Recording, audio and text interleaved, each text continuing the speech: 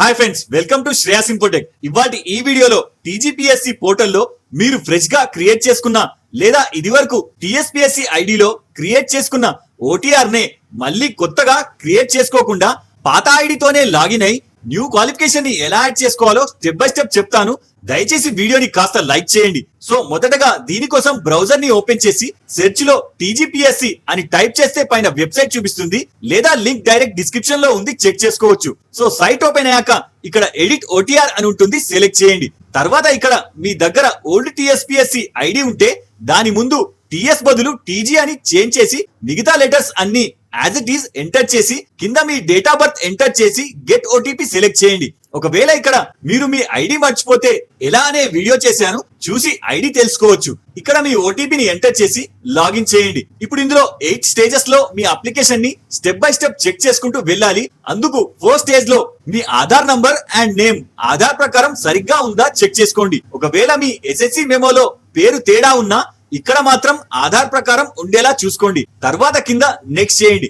ఇప్పుడు స్టేజ్ 2 లో basic details లో క్యాండిడేట్ నేమ్ అనేది ఇప్పుడు ఎస్ఎస్సి మెమోలో ఉన్నట్టు మెన్షన్ చేయండి. తర్వాత కింద మీ నేమ్ ఎస్ఎస్సి మెమో ప్రకారం ఉందా అనే ఆప్షన్ లో ఎస్ చేయండి. తర్వాత కింద do you have community certificate అంటే మీ దగ్గర నార్మల్ క్యాస్ట్ సర్టిఫికేట్ ఉంటే ఎస్ ఆర్ నో సెలెక్ట్ చేయండి. తర్వాత పక్కన కమ్యూనిటీ సర్టిఫికేట్ నంబర్ దగ్గర మీ క్యాస్ట్ సర్టిఫికేట్ నంబర్ మాత్రమే ఎంటర్ చేయండి. నాన్ క్రిమి లేయర్ లేదా ఓబీసీ సర్టిఫికేట్ నంబర్ అవసరం లేదు. తర్వాత మిగతా డీటెయిల్స్ కరెక్ట్ గా ఉన్నాయా ఫైనల్ చెక్ చేసుకొని కింద నెక్స్ట్ చేయండి. ఇప్పుడు 3rd స్టేజ్ అడ్రస్ డీటెయిల్స్ లో లివింగ్ అండ్ పర్మనెంట్ అడ్రస్ లో మిస్టేక్స్ ఉంటే సరి చేసుకోండి. తర్వాత కింద ఒకవేళ మీరు న్యూ మొబైల్ నంబర్ అప్డేట్ చేయాలనుకుంటే ఇక్కడ చేంజ్ మొబైల్ నంబర్ సెలెక్ట్ చేసి చేంజ్ చేసుకోవచ్చు. ఇప్పుడు అన్ని కరెక్ట్ అనిపిస్తే కింద నెక్స్ట్ చేయండి. ఇప్పుడు 4th stage school study details లో 1st class to 7th class వరకు అకాడమిక్ ఇయర్ సెలెక్ట్ చేయండి. ఒకవేళ ఇక్కడ మీకు గ్యాప్ వస్తే ఆ అకాడమిక్ ఇయర్ వదిలేసి నెక్స్ట్ ఇయర్ సెలెక్ట్ చేసుకోండి. తర్వాత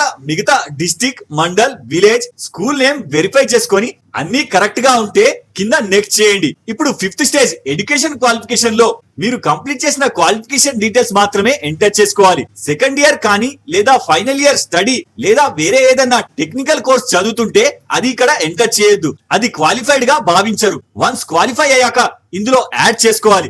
ఎగ్జాంపుల్ నేను ఇందులో బీఈడి క్వాలిఫైడ్ ని యాడ్ చేసి చూపిస్తా.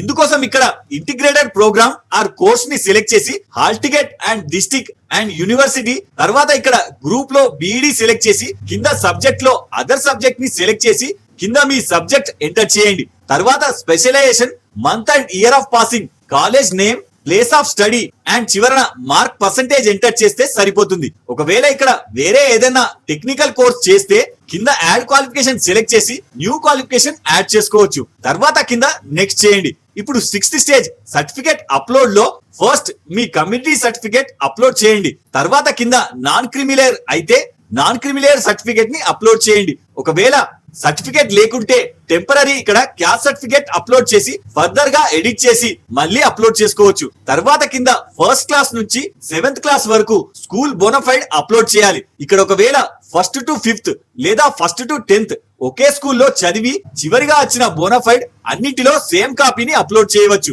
ఒకవేళ మీ దగ్గర అసలు బోనఫైడే లేకుంటే బుక్ స్టాల్ లో బోనఫైడ్ కొనుక్కొని కన్సర్న్ స్కూల్ కి వెళ్లి స్టాంప్ వేయించుకొని అప్లోడ్ చేయండి. అందాక మీ దగ్గర ఉన్న వేరే బోనఫైడ్ అప్లోడ్ చేయండి. తర్వాత కింద మీరు సెలెక్ట్ చేసుకున్న క్వాలిఫికేషన్ కి సంబంధించి క్వాలిఫైడ్ మార్క్స్ మాత్రమే అప్లోడ్ చేయాలి. ఇక చివరిగా అడిషనల్ అంటే బీఈడి లేదా డిప్లొమా వాటి క్వాలిఫికేషన్ కి సంబంధించి ఇందులో జేపీజీలో బిలో 200 KB లోపు అప్లోడ్ చేయాలి. తర్వాత మీ latest photo 50 KB and sign 30 KB లోపు సపరేట్ గా క్రాప్ చేసి అప్లోడ్ చేయండి. తర్వాత కింద నెక్స్ట్ చేయండి. ఇప్పుడు 7th స్టేజ్ డిక్లరేషన్, ఇందులో టర్మ్స్ అండ్ కండిషన్స్ ని యాక్సెప్ట్ చేసి ప్రివ్యూ సెలెక్ట్ చేయండి. ఇప్పుడు మీరు ఫైల్ చేసిన అప్లికేషన్ ని ఒకసారి వెరిఫై చేసుకొని కింద క్యాప్చా ఎంటర్ చేసి ఫైనల్ వెరిఫికేషన్ కోసం 3 minutes ఆగమంటుంది. ఈ లోపు మిస్టేక్స్ ఏమన్నా ఉంటే రెక్టిఫై చేసుకోండి. తర్వాత వన్స్ టైం రీచ్ అవ్వగానే ఇక్కడ సబ్మిట్ అప్లికేషన్ ఎనేబుల్ అవుతుంది. సబ్మిట్ చేసి ప్రింట్ చేసి పెట్టుకోండి. ఇలా మీరు ఎన్నిసార్లు అయినా ఎడిట్ చేసి మీ న్యూ క్వాలిఫికేషన్ ని యాడ్ చేసుకోవచ్చు. సో ఈ వీడియోలో మీకు ఏమైనా డౌట్ ఉంటే నాకు కింద కామెంట్ చేయండి. ఇలాంటి మరిన్ని అప్డేట్స్ కోసం వీడియోని లైక్ చేసి ఛానల్ సబ్స్క్రైబ్ చేసుకోగలరు. జై హింద్.